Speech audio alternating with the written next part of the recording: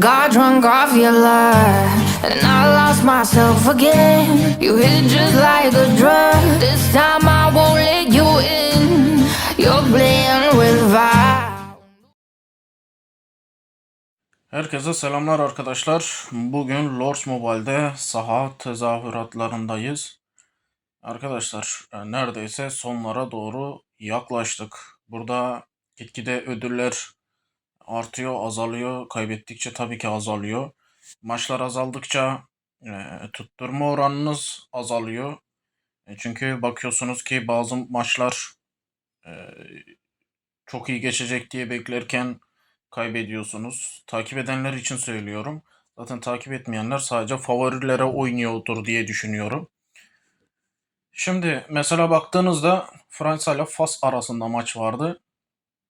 Biz burada oynamadık ama Fransa Fas'ı yendi 2-0.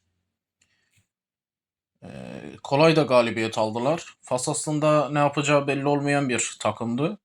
Ama beklediğim gibi olmadı Fransa karşısında. O şekilde 2-0 yenildiler. Hani diğerleri kadar uğraştırmadılar Fransa'yı. Şöyle baktığımızda İspanya ile Belçika arasında vardı. Mesela İspanya biraz daha garantiydi diyebilirim. Tam Belçika'da iyi oynadı ama İspanya e, aldı. Yani zaten son dakikalarda attılar golü. İspanya uzatmaya gitmeden maçı bitirmiş oldular. 2-1 kazandı maçı. Biz burada İspanya'ya verdik mesela. Burada 10K basmıştık. Doğru tahminle 20K demiş. Eklendi mi eklenmedi mi bilmiyorum. Şu an 28K görünüyor. Ki ben bunu oynamadan önce herhalde 35K falan vardı diye hatırlıyorum. Çünkü 3 maç falan oynadık herhalde biz. Ya 3 maç oynadık. Neyse tam hatırlamıyorum orayı ama geçtim, buraya geçmemiş herhalde daha. Norveç'le İngiltere maçı vardı. Norveç ne yapacağı belli olmayan takımdı. Bir önceki maçta da zaten diğerlerini eleye geldi. Forvetleri sağlamdı. E, Harry Kane var mesela İngiltere'de. Bir önceki maçta İngiltere'yi Harry Kane kurtardı. Bu maçta ise takım oyunu oynayarak kazandı, geçtiler. Burada da İngiltere Norveç'i 2-1 yendi. Tabi zorlu maçlar uzatmalarda yendi Norveç'i. Bizimki de tutmadı. Ben Norveç'e verdim. Yine bir e, dedim ki değişik maç çıkarır. Bir İngiltere'yi yenebilir diye düşündüm. Halbuki İngiltere'de favori. Ama dediğim gibi Norveç'in ne yapacağı belli olmaz diye düşündüm. Burada da Norveç'e vermiş oldum. Ben de tutmadı yani 2-1 İngiltere Norveç'i yendi. Şimdi şuradaki son maç arkadaşlar Arjantin ile İsviçre arasındaydı. Arjantin uzatmalarda 3-1 İsviçre'yi yendi. O da uzatmalarda.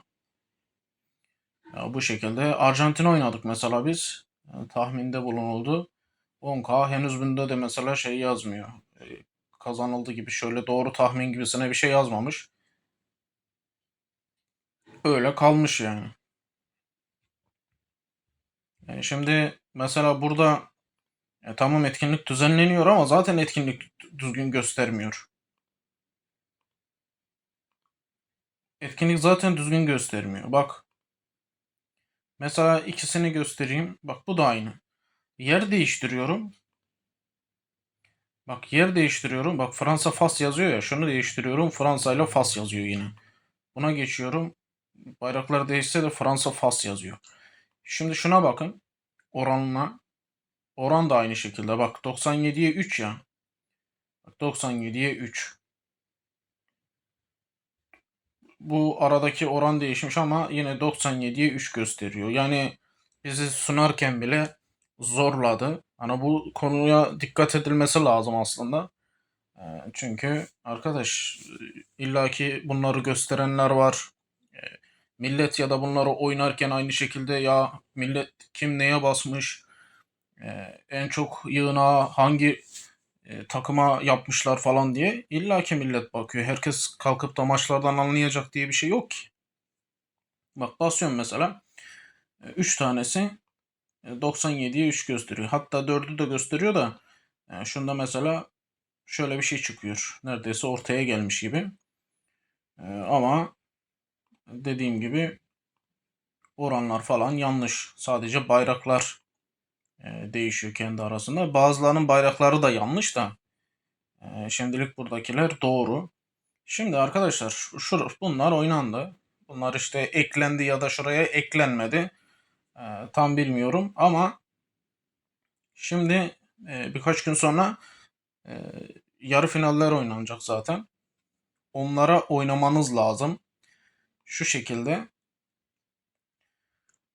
Fransa ile İspanya gösteriyor. İngiltere ile Arjantin göstermiyor. Neden öyle?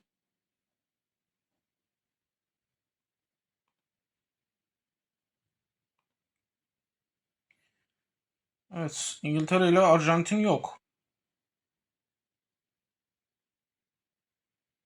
Evet, İspanya ile Fransa gösteriyor. Diğeri de şu an ortada yok. İşte buna şimdilik oynayın. Öteki gelirse de aynı şekilde yatırımınızı yapabilirsiniz. İkisi de sıkıntılı takım. Zaten kalkıp da buralarda bireysel tahminde bulunulması yanlış olur arkadaşlar. Bu 4 takım içerisinde geçerli. Yani herhangi biri de zaten burada şampiyon olabilir. Dediğim gibi Fransa İspanya ile oynayacak. İşte dediğim şimdilik burada tahminde bulunabilirsiniz. Hani yatırabilirsiniz. Ya da örnek mesela hiç riske girip de e, eksilmesin diye düşünürseniz de hiç oynamazsınız yani. Ama 2x almak için doğru tahminde bulunursanız sizin için daha iyi. Dediğim gibi şuna oynarsanız bir sonraki maç illaki görünecektir yarın öteki gün. Şurada bunu geçtik mesela. Dediğim gibi burada yakında 2 tane maç görünecektir. Ama gecikiyorlar yani buraya bile aktarmada gecikmişler. Arkadaş gösteriyoruz yani biz bunu. Bir an önce koysanız oraya. Bak buraya şurada Fransa'yı yazamamışlar. Fransa'yı yazamamışlar. Yazısı bile yanlış. Şimdi Fransa, İspanya, Arjantin ve İngiltere. Arkadaşlar burada iş değişiyor. Burada size diyorlar ki 5x. Bak 5x. Diğer tarafta kazanana 2x verirken burada 5x veriyorlar kazanana.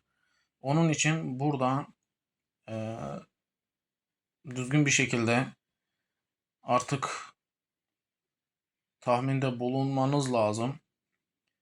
Hangisini kazanacağını tabii ki garanti kimse veremez.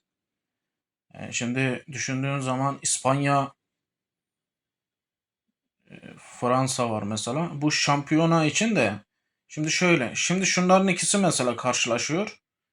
Bunların ikisi birbirini eleyecek.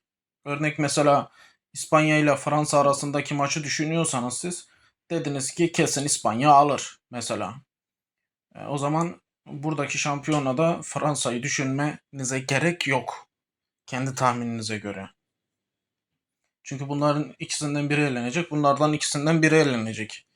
Onun için o öncekinde oynadığınıza şurada maç tahmininde yarı finalde oynadığınıza örnek İspanya'yı çok çok destekliyorsunuz mesela illaki kazanır diyorsunuz. Şampiyonada işte Fransa'yı burada görmezden gelebilirsiniz. Ya da burada Arjantin ile İngiltere oynarken illa Messi kazanır. İngiltere'yi zaten iler dediğinde burada aynı şekilde bunu elersin. Burada bunu elersin. Mesela Fransa'yı. Ama Mbappe falan da iyi oynamaya başladı. Yani bu Dünya Kupası'nda sanki daha iyi oynuyorlar. O şekilde İspanya ile Arjantin arasında kalırsın. Misal. Bak buraları misal olarak veriyorum. Çünkü şu noktadan itibaren tahmin vermem zor, sıkıntılı. Ha, ejderha güçlü gösterisinde mesela biraz daha tahmin verebilirsin. Oradaki şeyleri karşılaştırıyorsun. oyuncular falan karşılaştırıyorsun. Güçlerine bakıyorsun. Şu olabilir yapabiliyorsun. Öncekilerde de biz yaptık. Maçlarda da yaptık ama şimdi buralar zorlaştı. Ve burası çok önemli nokta. 5x veriyor size. Yer, atıyorum mesela basacağın orana karşı 10x 10k basıyorsan 50k alacaksın örnek. Ondan dolayı buradaki sadece şu kısmı unutmayın. Şu şampiyonu tahmin et kısmında maç tahmini ise maç tahminine girip şuradan yarı finale giriyorsunuz. Buradan yapıyorsunuz. Bu şekilde diyebilirim. Dediğim gibi iyi araştırın, iyi bakın. Millet kimi oynamış, sayfayı yenileyerek bakın. Çünkü istatistikler düzgün göstermeyebiliyor. O şekilde diyebilirim arkadaşlar. Dediğim gibi iki tarafı gösterdim. Bunları kaçırmayın. Görevleri yaparak buradaki ödül puanınızı da arttırabilirsiniz. Hala devam etmekte. Böyle arkadaşlar bugünlük kupa maçlarıyla alakalı söyleyeceklerim bu. Yarın öteki gün maçlar sonuçlanır. O şekilde yine bakarız, değerlendirmesini yaparız. Kendinize iyi bakın. Sağlıcakla kalın. Görüşmek üzere.